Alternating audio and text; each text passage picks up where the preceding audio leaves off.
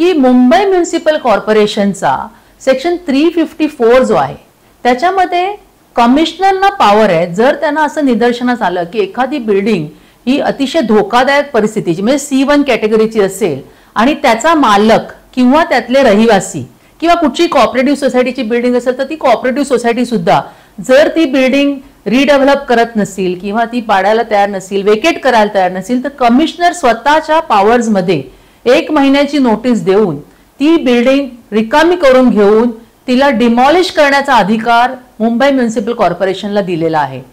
इतकंच नव्हे तर तो जो डिमॉलिशनचा खर्च आहे तो खर्च सुद्धा त्या मालकाकडनं किंवा त्या रहिवाशांकडनं वसूल करण्याचा सुद्धा अधिकार कॉर्पोरेशनला मुंबई म्युनिसिपल ऍक्ट नुसार दिलेला आहे.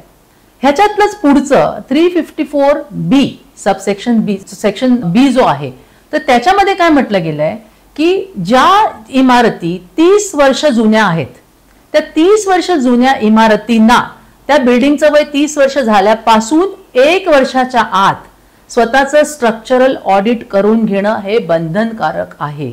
म्हणजे काय की स्ट्रक्चरल इंजिनियर कडनं त्या बिल्डिंगचं परीक्षण करून घेण्यात यावं की ह्या बिल्डिंगचं आता लाईफ काय राहिलेलं आहे, इथे राहणं धोकादायक तर नाहीये ना, ह्याच्यात काही अत्यावश्यक रिपेअरिंग करण्याची गरज आहे का, असं 30 वर्ष होऊन गेलेल्या बिल्डिंगचं परीक्षण करायचं आहे. बरं, ते परीक्षण कोणत्या ऐऱ्यागऱ्या व्यक्तीकडून करून चालणार नाही, तर जो structural engineer Mumbai municipal corporation मध्ये रजिस्टर केला गेलाय त्या रजिस्टर्ड स्ट्रक्चरल इंजिनियर कडनं हे ऑडिट करून घेणं जरुरी आहे. हे झाल्यानंतर हे म्हणजे जे मी तुम्हाला म्हटलं की 30 वर्षाची बिल्डिंग 30 वर्षाची झाल्यापासून 1 वर्षाच्या आत पहिलं स्ट्रक्चरल ऑडिट व्हायला पाहिजे. त्याच्यानंतर दर 10 वर्षांनी अशा प्रकारचं ऑडिट करा असं बंधनकारक आहे. आता मुंबईमध्ये अजूनही बऱ्याचशा इमारती आहेत ज्या 30 वर्षापेक्षा त्याचं वय अधिक झालेलं आहे, तर त्या लोकांनी हे जरूर करून घ्यावं.